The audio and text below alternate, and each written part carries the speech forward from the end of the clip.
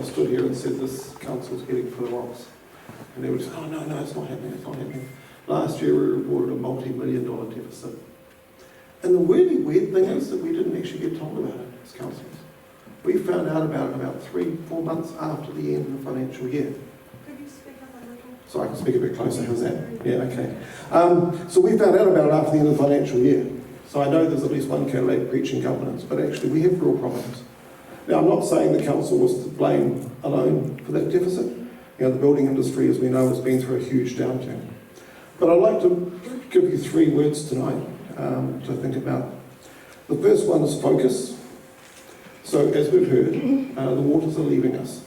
But there's actually more basic than that. The first job of the new mayor and council, because it's all teamwork, is to pick a new CEO.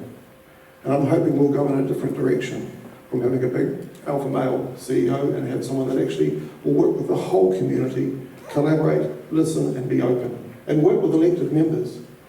So that's really important. That's actually the first job of the new mayor, to lead that search with the whole council, not just the mayor. That's really important for a number of reasons, because as has been mentioned, when the waters go, the council needs to shrink. And it needs to shrink quite a lot. You know, the shrinkage that we've done a little bit this year was just sort of done at the last minute to try and plug some holes. This council, you know, we've heard about the waters debt. Basically, when the waters go into a CCO, this council will have 0 net debt. So there's 2 things there. One is we need to shrink the organisation to match the new mandate, you know, roads, parks and the like. And the second thing is we need to make sure that we don't have spenders in there that want to push your rates up, because you're also going to be paying water charges. It's what I said 3 years ago, and it's still ahead of us. The second word I want to mention was efficiency.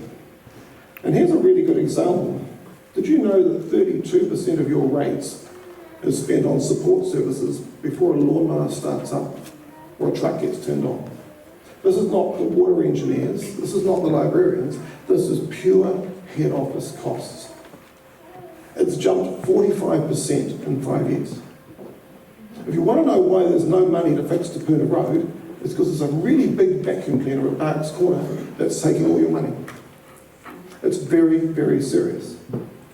To sort of put that in perspective, I tried to find a council that was similar. So there's actually no council completely similar. But Hastings is actually quite similar. It's bigger, it has 50% more people, but it's got a similar land area and a similar sort of rural-urban mix. So to give you an idea, 2023 I use because their figures have been distorted by Gabriel. Our combined representation and support services cost for a council that's, you know, a third smaller was 34.4 million. Hastings was 19.8. We are a very expensive council. And all these pretty words have been talked about, don't change that. We can't keep going like this. I've been saying this for 4 years, I've been fighting it inside for 3 years.